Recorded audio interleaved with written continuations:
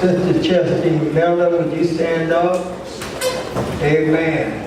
Sister Miller had asked that anybody who's going to be cutting grass, see her immediately follow morning worship in the back of the church. Amen. If you don't know who Sister Miller is, there she is, that beautiful lady right there. Amen. Amen. God bless you. Amen.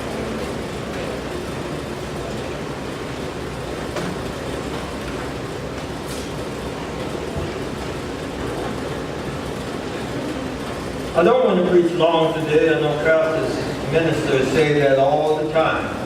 We're not going to preach long, then we'll go on and preach for another half hour. Every time we think we're going to close the book, we start preaching again.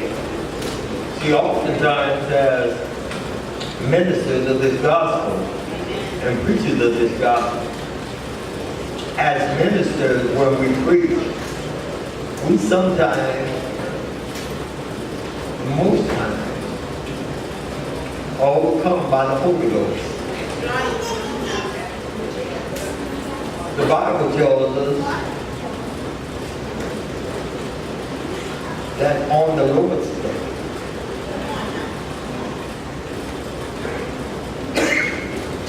that we ought to be filled with the glories and the blessings of God. And on Sunday morning, I want to always make sure that when I'm up here preaching God's message, that is God's message that I'm preaching and not of my own. Have I got with it? I don't come to entertain. I come to preach God's word, the gospel of Jesus Christ. I come to hopefully have somebody saved and convicted of Christ. That is our calling.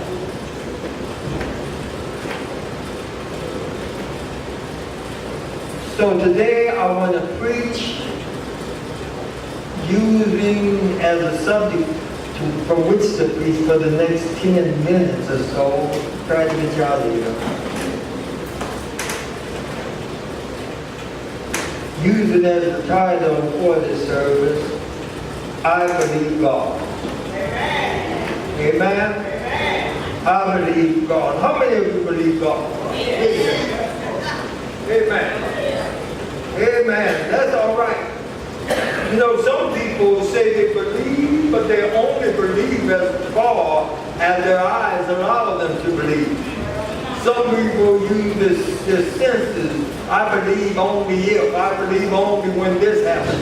I believe if a miracle falls down from heaven. I believe. Amen. But we believe in faith that God is who God says He is. Amen?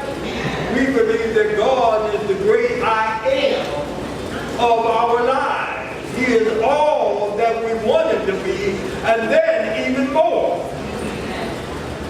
There's a story in our Bible, that I want to preach on, and it's a story, as I said, I'm going to get you out of here. It's a story about the Apostle Paul. Paul, you know, was a converted man who at one time sinned against God. In fact, didn't believe in the Hebrew God called Jesus. He was the one who was out to destroy everything that was related to this Hebrew named Jesus. He wanted to destroy the churches that were set up about Jesus Christ. So everything he did on his mission was to destroy everything about Jesus Christ until he was on his way, the Bible says, to Damascus.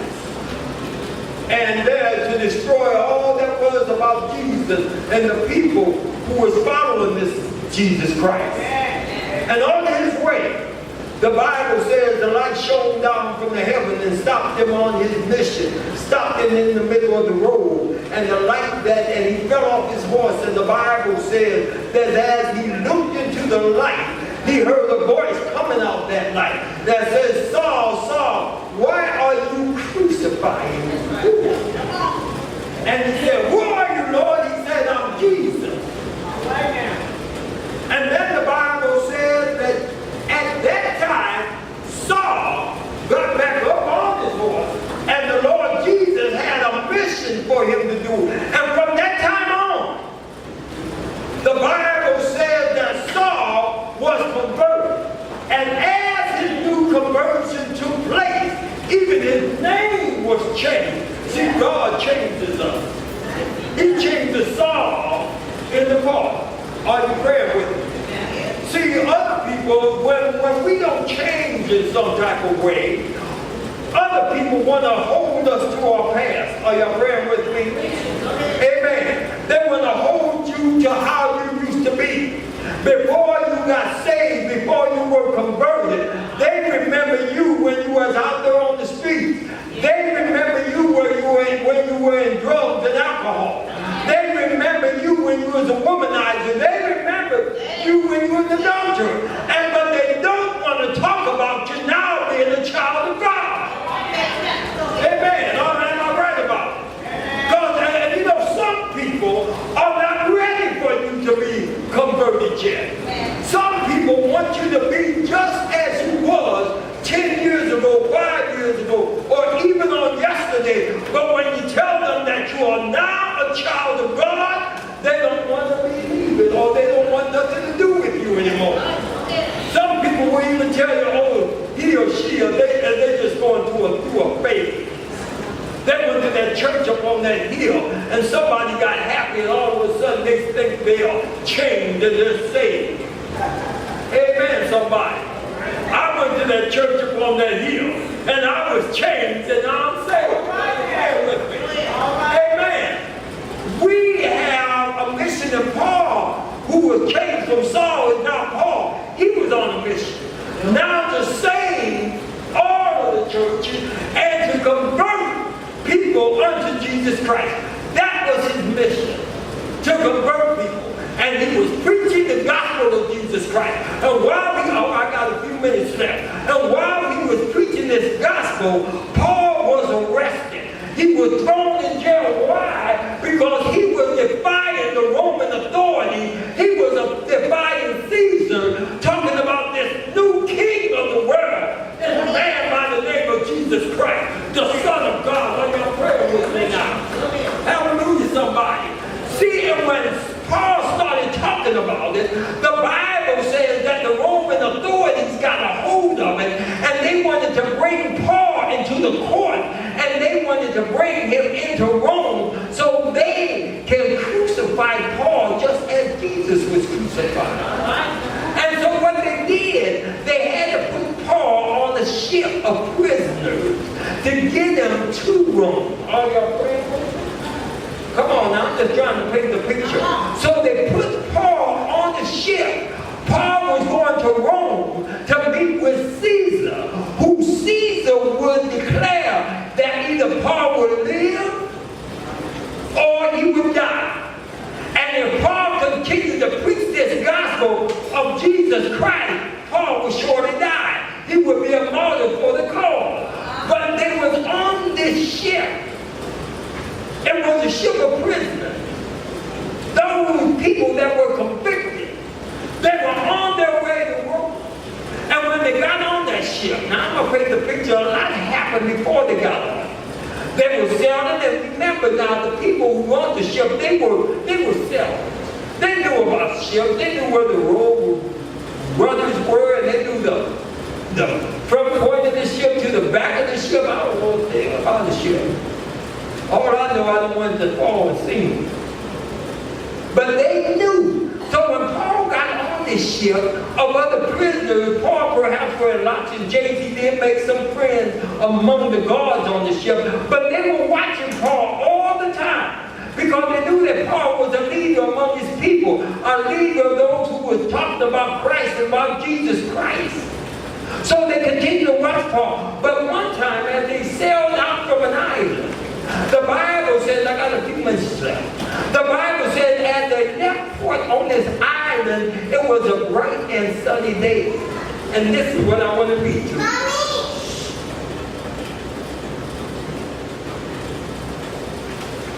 From the 27th book of Acts. And you can look at it when you get home. If you want to look at it now, go ahead. From the 27th book of Acts. And beginning with the 20th verse, it says, when neither sun nor stars in many days appeared, and no small tempest lay on us, all hope that we should be saved was taken away. Are you praying with me? See what happened when Paul and the crew left out to sea. It was a bright sunny day, just like it is outside here.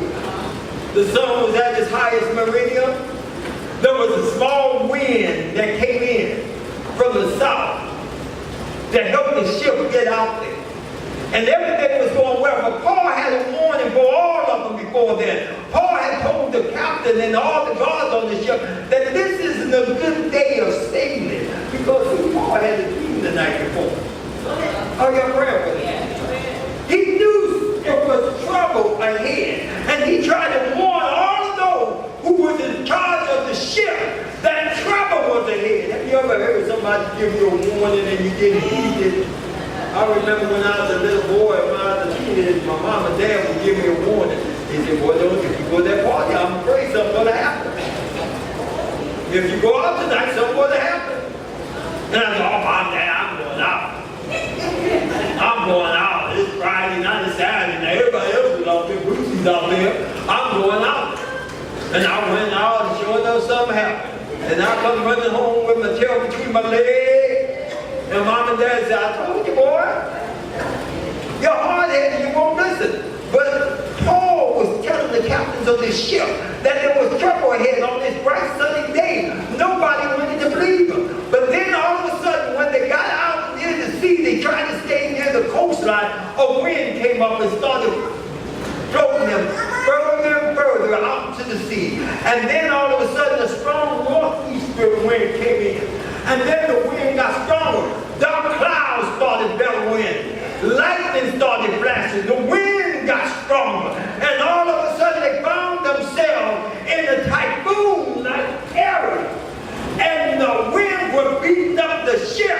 The waves were coming on the ship, and the ship itself was being battered all along.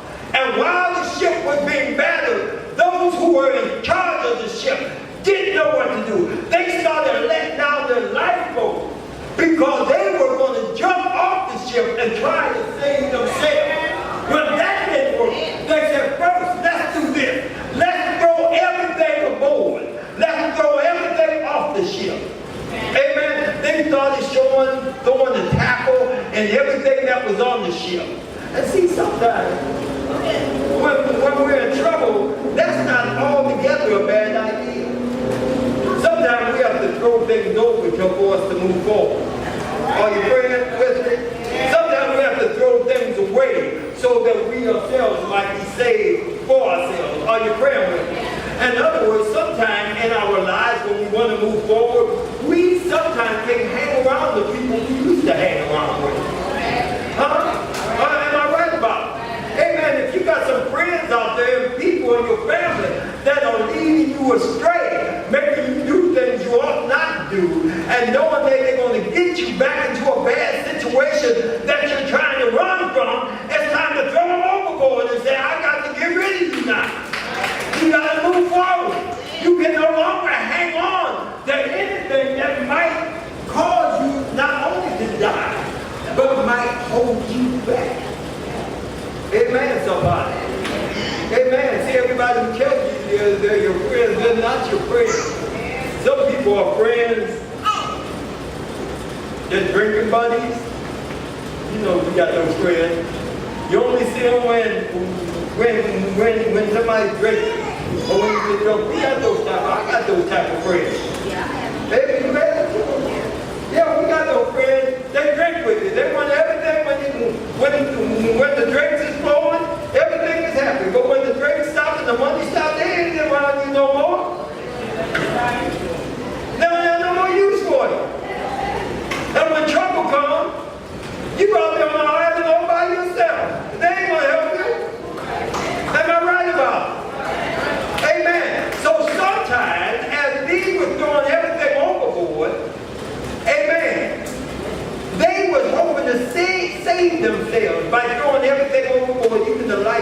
they were going overboard.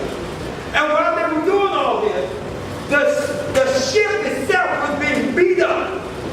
The ship itself was being hit by these powerful waves. And those who were experienced on that ship, experienced sailors on that ship, got sorely afraid. Now Paul was calm and he fell asleep and came back and they said, Paul, what should we do? You knew trouble was coming. Now what should we do? Are you praying with me? Trouble is going to come. The wind is going to blow. The bellowing clouds will sometime come out of a bright sunny day. Everything will be well and good in our lives if the rain clouds wouldn't come. Everything will be well and good in our lives if trouble didn't come. But sometimes trouble just has a way of showing us ugly head anyhow. Not because we brought it on, but life brought it on. Something can go wrong at any time in our lives. And when things went wrong on this ship, everybody said, what are we going to do? It was the worst time in their lives, and they said, the Bible says, all hope was lost. Have you ever been a part in your life when you felt all hope was lost in your life? All hope was lost in your family. All hope was lost in the things you wanted to do with your life and your career and your family. When you felt nothing was right in your life and you felt all hope was like, well, when they felt all hope was like, that's when Paul rose up and said, I got something to tell you. An angel of the Lord came unto me this night. And the angel of the Lord told me that no matter what happened to the ship, not one person will die aboard this ship. Paul said, in other words, and read your Bible, Paul said, I want you to be of good cheer. Be of good courage. And Paul said, why do I say this? Because I believe God. Are you praying with me? When trouble comes into our lives, as it surely will, when problems come into our life, when the dark bellowing clouds come, when lightning starts flashing on our horizon, on the thunder road, keep on believing in God. Keep on moving forward. If things don't work out one way, they'll work out another way. God can work it all out. See, when we remember that story about Jesus,